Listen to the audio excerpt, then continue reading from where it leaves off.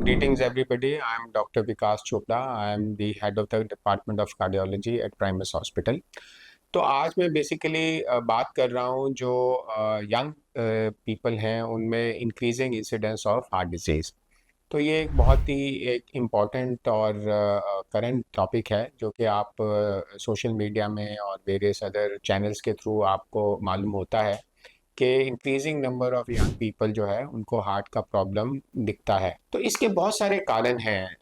एक कारण तो ये है कि आजकल लोगों में अवेयरनेस बढ़ गया है। तो जो लोगों पहले जो अनडिटेक्टेड प्रॉब्लम होता था, अब because they people are more aware, तो वो मेडिकल एड जो है वो जल्दी सॉर्ट आउट करते हैं और उनके इवैल्यूएशन जल्दी होता है और उससे पता लगता है कि अंडरलाइंग हार्ट डिजीज़ उनमें हो सकता है।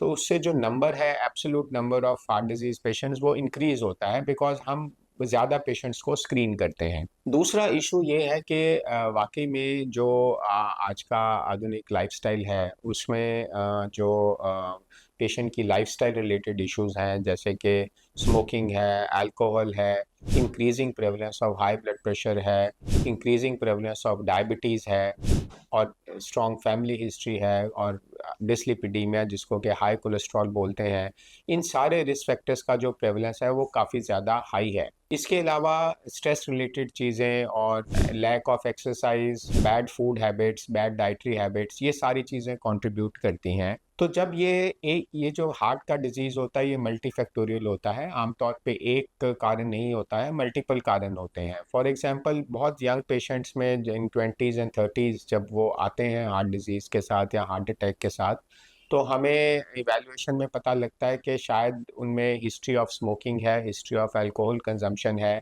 या फिर उनके अनकंट्रोल्ड रिस्क फैक्टर्स हैं जैसे अनकंट्रोल्ड ब्लड प्रेशर है या डायबिटीज़ है।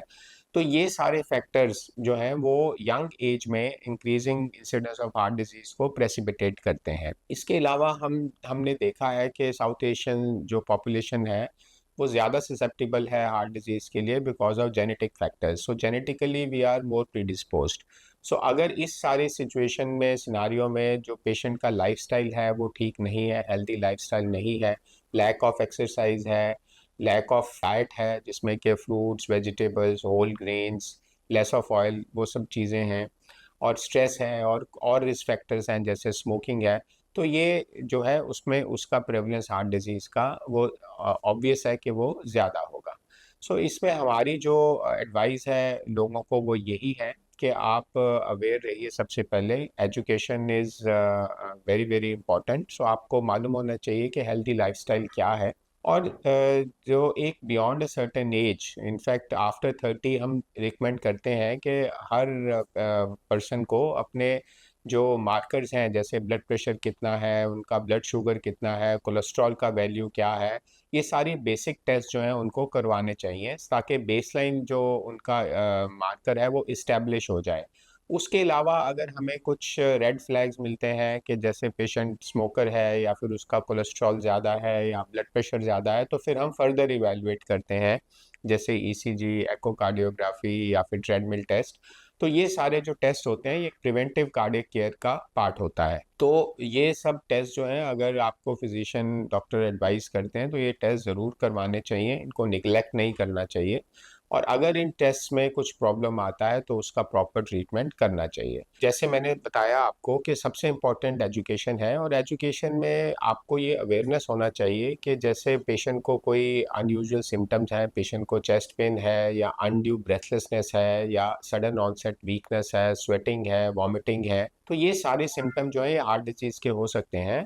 उसमें ये नहीं समझना चाहिए कि ये सिम्टम्स का जो है गैस्ट्राइटिस या गैस या फिर एसिडिटी की वजह से है। तो अगर ऐसे कोई भी सिम्टम है तो पेशेंट को तुरंत अस्पताल आना चाहिए और सारे इन्वेस्टिगेशंस करवाने चाहिए। It's always better to get evaluated and then realise कि everything is fine rather than realising it too late. So my advice is please get yourself evaluated as early as possible. Thank you.